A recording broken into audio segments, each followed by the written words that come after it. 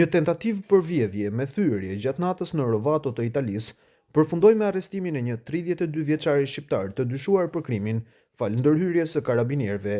Ngjarja ka ndodhur rreth orës 4:30 të mëngjesit të shtatë kur një patrull nga njësia e Kjarit, duke kaluar përgjatë via Galdini, vuri re një burr të veshur tërësisht me të zeza dhe me fytyrë të mbuluar, duke u përpjekur të hapte me forcë derën e përparme të picerisë Amici. Me të parë oficerët, burri u përpoq të ikte në këmbë, por karabinierët e kapën shpejt dhe arrestuan pas një ndjekjeje të shkurtër. Gjatë kontrollit personal, u gjet dhe u sekuestrua mjeti i vjedhjes që ishte përdorur për të thyer derën me forcë. Identiteti i 32 vjeçarit u konfirmuar si shtetasi me iniciale BE, një shqiptar me banim në Köln të Gjermanisë dhe me precedent penal.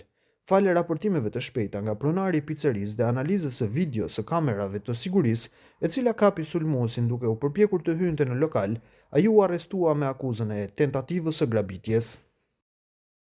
Mërgjimtari nga Kosova, i cili jeton në Gjermani, Rilind Krasniqi, ka raportuar se është përballur me maltratim dhe bastісje gjatë një udhëtimi në Serbi. Sipas njoftimit të Krasniqit, ka kaluar për rreth një orë nën kontrollin e autoriteteve serbe, të cilët kontrolluan pajisjet e tij personale dhe morën gjëra të ndryshme, përfshirë edhe 2500 euro. Në një postim të publikuar në rrjetet sociale, Krasniqi tha se bastісja lidhej me disa fotografi që ai kishte në telefon dhe në Facebook. Fotografit përfshinin imazhe të babait të tij që ishte pjesëtar i ushtrisë çlirimtare të Kosovës, si dhe figura të njohura të luftës për liri në Kosovë, përfshira Demja Sharin, Vesela Rucin dhe Muj Krasniqin.